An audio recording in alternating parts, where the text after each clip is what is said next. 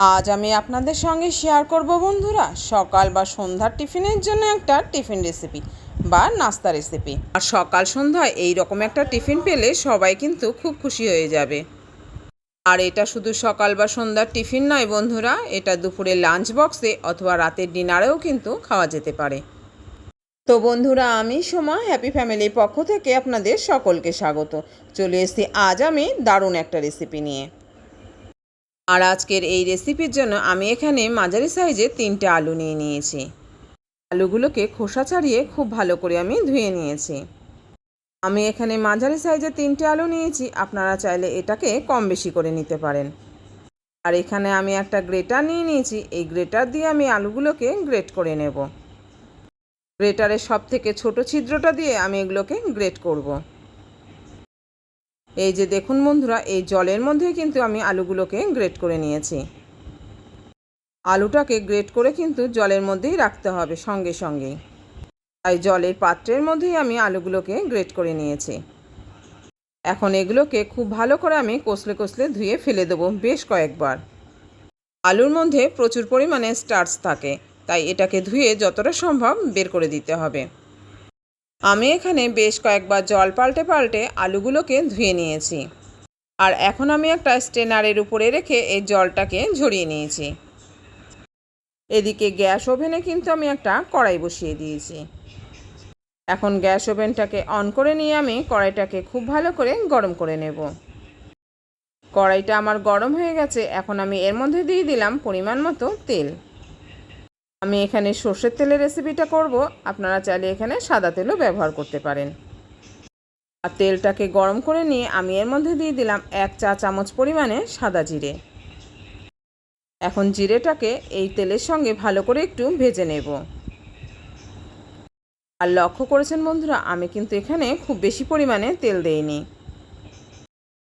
জিরেটা ভালো ভাজা হয়ে গেলে যখন সুন্দর একটা গন্ধ বেরোবে, তখন আমি দিয়ে দেবো এখানে কেটে রাখা পেঁয়াজ ও লঙ্কা কুচি।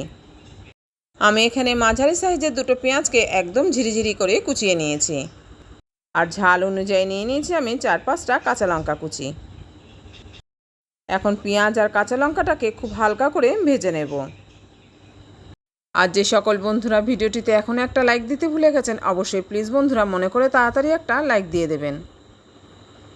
আপনার থেকে পাওয়া একটা লাইক কিন্তু আমার কাছে খুবই গুরুত্বপূর্ণ।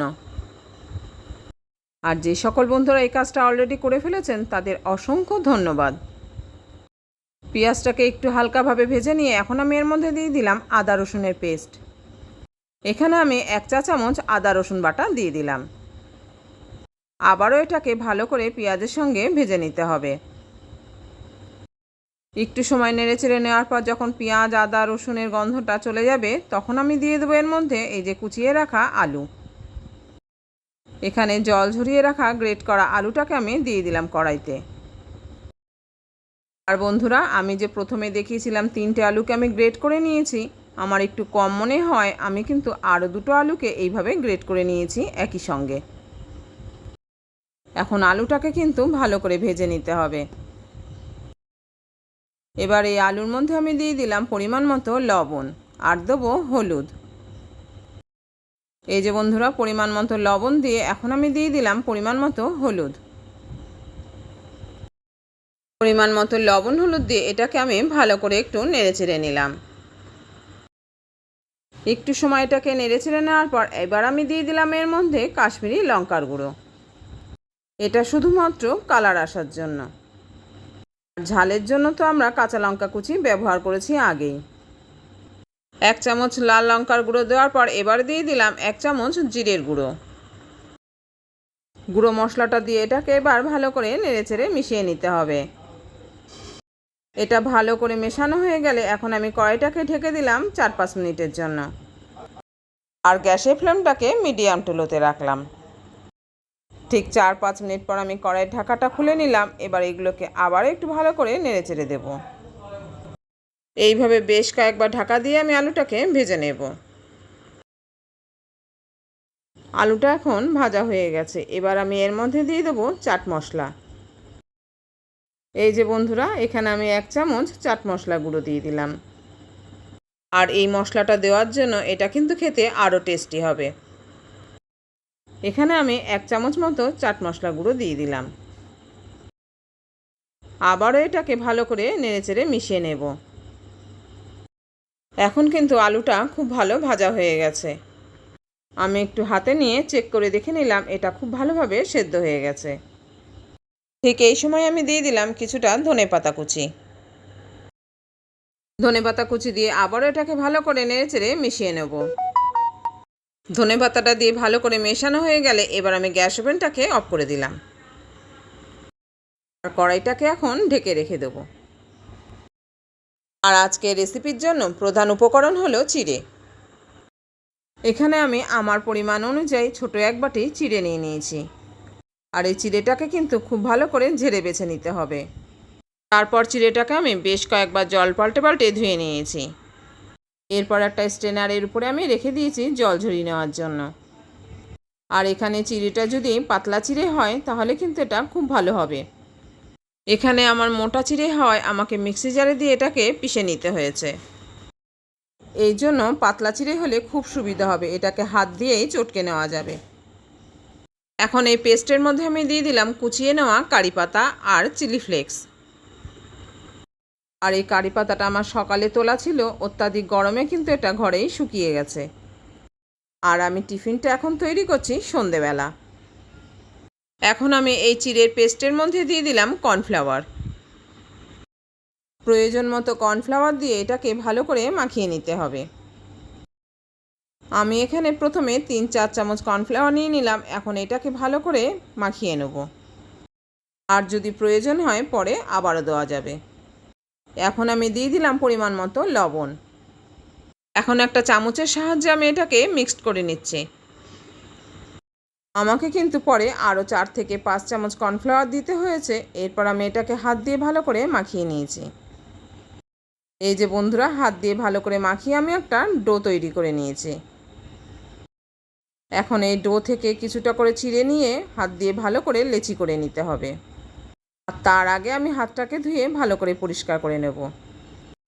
আর এই যে দেখুন বন্ধুরা, ডো থেকে পরিমাণ মতো নিয়ে ঠিক এইভাবে লেচি কেটে নিতে হবে। তারপর এইভাবে মাঝখানে একটা বাটি মতো করে নিতে হবে। তো এইগুলো করার আগে আমি হাতটাকে ভালো করে ধুয়ে পরিষ্কার করে নিলাম। এই যে আমি হাতটা ধুয়ে পরিষ্কার করে নিয়েছি। আর এখন আমি হাতে পরিমাণ মতো একটু সাদা তেল মাখিয়ে নিয়েছি। আর এই ডোয়ের উপরেও সাদা তেল দিয়ে দিয়েছি। এবার ডো থেকে পরিমাণ মতো নিয়ে এগুলোকে আমি ছোট ছোট লেচি কেটে নিলাম। আর এই লেচিগুলোকে নিজেদের পরিমাপ অনুযায়ী গোল করে নেবেন। আর এরপর আমি এই যে ভেজে রেখেছিলাম আলু, এটাকে কিন্তু পুর হিসেবে আমি ওর মধ্যে দিয়ে দেবো। আর এই ভাজা আলুটা বন্ধুরা এতটাই টেস্টি হয়েছিল যে এটাকে কিন্তু ভাত বা রুটির সাথেও খাওয়া যেতে পারে। এখন আমি এই ছোট বলগুলোকে নিয়ে ছোট ছোট বাটি করে নেব। এই যে বন্ধুরা, বাটির মধ্যে কিন্তু আমি এই ভাজা আলুগুলোকেও দিয়ে দিয়েছি। আর এরপর বাটিগুলোর মুখ ঠিক এইভাবে আবারও এক জায়গায় নিয়ে গোল করে নিতে হবে। এখন এই পুর ভরা বাটির মুখ এক জায়গা করে নিয়ে ভালো করে হাত দিয়ে গোল করে নিতে হবে। এক হাতে ফোনটা অন করে রাখায় আমি কিন্তু এটাকে আপনাদের সঙ্গে শেয়ার করতে পারলাম না। এই যে বন্ধুরা, ঠিক এইভাবে বাটিগুলোর মুখ বন্ধ করে নিয়ে দু হাত দিয়ে আলতোভাবে গোল করে নিতে হবে। আর এখন কিন্তু আমার সবকটা বাটির মুখ বন্ধ করা হয়ে গেছে এই যে। আর আমি গ্যাস ওভেনটাকেও অন করে দিয়ে কড়াই বসিয়ে দিয়েছি। এবার কড়াইটাকে গরম করে নিয়ে আমি এর মধ্যে দিয়ে দিলাম সর্ষের তেল। আর আপনারা কিন্তু এটাকে সাদা তেলেও ভাজতে পারেন। যেহেতু আমার সাদা তেলটা কম খাওয়া হয় আর সর্ষের তেলটা আমার বাড়ির তেল হওয়ায় এটাকেই আমি প্রতিদিনের রান্নায় ব্যবহার করে থাকি। এখানে আমি পরিমাণ মতো সর্ষের তেল দিয়ে নিলাম।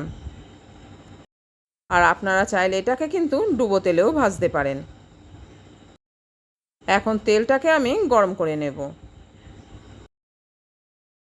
তেলটা এখন আমার গরম হয়ে গেছে। এবার আমি একটা একটা করে এই পুর ভরা লেচিগুলোকে নিয়ে দিয়ে দেবো গরম তেলের মধ্যে। তো বন্ধুরা, আজকে রেসিপিটা আপনাদের কীরকম লাগছে জানাতে কিন্তু ভুলবেন না। আর আজকে আমার পরিবারে যদি কোনো নতুন বন্ধু এসে থাকেন তাহলে কিন্তু অবশ্যই চ্যানেলটিকে সাবস্ক্রাইব করে আমার পাশে থেকে যাবেন।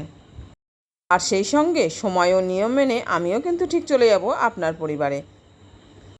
আর এখন কিন্তু আমি সব কটা বলি দিয়ে দিয়েছি কড়াইয়ের মধ্যে। আর এখন আমি একটা চামচের সাহায্যে অল্প পরিমাণে গরম তেলটাকে নিয়ে ওই বলের উপরে দিয়ে দিলাম। তবে এখানে চামচটা আমার ছোট হওয়ায় কিন্তু অনেকবারই আমাকে ছ্যাঁক খেতে হয়েছে। এটা এইভাবে না করলেও অসুবিধা হবে না। আর যদি দিতে মনে হয় তাহলে কিন্তু এই চামচটা বড় দেখেই নেবেন। এইভাবে অল্প অল্প করে গরম তেল আমি সবকটা বলের উপরই দিয়ে দিলাম। আর এটাকে কিন্তু বন্ধুরা আমি হাই ফ্লেমেই ভেজে নেব। এর এক পিঠ এখন হয়ে গেছে, এটাকে এখন আমি আস্তে করে উল্টে দিলাম। এইভাবে দুই পিঠ উল্টে পাল্টে খুব ভালো করে ভেজে নিতে হবে। আর এতে কর্নফ্লাওয়ার ব্যবহার করায় তেলটা কিন্তু খুব বেশি খরচ হবে না। কড়াইতে যেমন তেল দেওয়া থাকবে ঠিক সেই পরিমাণে তেল কিন্তু কড়াইতে থেকে যাবে। এইভাবে আমি এগুলোকে বেশ কয়েকবার উল্টে পাল্টে ভালো করে ভেজে নেব। তবে বন্ধুরা এটাকে কিন্তু খুব বেশি ভাজার প্রয়োজন হবে না, কেননা চিড়ে কিন্তু কাঁচাই খাওয়া যায়। আপনাদের পছন্দ অনুযায়ী এটাকে কম বেশি করে ভেজে নিতে পারেন। আমি এগুলোকে গোল্ডেন ব্রাউন করে ভেজে নেব। আর এখন কিন্তু এটার গায়ে সুন্দর একটা কালার চলে এসছে। আর এগুলো এতটাই মুচমুচে হয়েছিল যে খেতে কিন্তু অসাধারণ লাগছিল। উপরটা মুচমুচে, ভিতরটা নরম, আবার পুর ভরা, দারুণ হয়েছিল কিন্তু খেতে। এবার আমি এক এক করে এগুলোকে তেল ঝরিয়ে ঝরিয়ে তুলে নেব অন্য পাত্রে। দিনের যে কোনো সময় খুব কম উপকরণে এটা কিন্তু খুব সহজেই বানিয়ে ফেলা যায়। আর টিফিনে এই রকম একটা রেসিপি পেলে কিন্তু বাচ্চা থেকে বড় সবাই খুব খুশি হয়ে যাবে। আর এই রকম রেসিপি মাত্র দুটো খেলেই কিন্তু পেট ভরে যাবে। তাই বন্ধুরা দেরি না করে আজকেই বানিয়ে ফেলুন এই রকম পুর ভরা চিড়ের নাস্তা। আর আমার সবগুলো কিন্তু এখন কড়াই থেকে অন্য পাত্রে তোলা হয়ে গেছে। আর এখন আমি এগুলোকে সার্ভিং প্লেটে খুব সুন্দরভাবে সাজিয়ে নিয়েছি। এই যে দেখুন বন্ধুরা, এই নাস্তাগুলোকে এখন আমি একটা প্লেটের মধ্যে সুন্দরভাবে সাজিয়ে নিয়েছি। তাহলে বন্ধুরা আজকে এই টিফিন রেসিপিটা আপনাদের কীরকম লাগলো জানাতে কিন্তু ভুলবেন না। যদি ভালো লেগে থাকে লাইক, কমেন্ট ও শেয়ার করবেন। আর চ্যানেলে নতুন বন্ধু এসে থাকলে চ্যানেলটিকে সাবস্ক্রাইব করে অবশ্যই আমার পাশে থাকবেন। আর সাবস্ক্রাইব করার সময় পাশে থাকা বেল বাটনের অল অপশানটা কিন্তু সিলেক্ট করে রাখবেন। তাহলে যখনই কোনো আমি নতুন ভিডিও আপলোড করব সঙ্গে সঙ্গে তার নোটিফিকেশান আপনি পেয়ে যাবেন। আর আপনি আপনার সময় মতো সেটাকে দেখে নিতে পারবেন। তাহলে আজ এই পর্যন্ত বন্ধুরা, দেখা হচ্ছে পরের ভিডিওতে অন্য কোনো রেসিপি নিয়ে। আপনারা ভালো থাকবেন, সুস্থ থাকবেন আর এইভাবে আমার সঙ্গে থাকবেন। আর এত সময় ধৈর্য সহকারে যে সকল বন্ধুরা আমার সঙ্গে রয়েছেন তাদের অসংখ্য ধন্যবাদ ও অনেক অনেক ভালোবাসা। আর এই দেখুন বন্ধুরা, প্লেট কিন্তু এক নিমিষেই ফাঁকা হয়ে গেল। এবার আমি বাকি যে লেচিটা ছিল সেগুলোকেও এখন এইভাবে ভেজে নেব।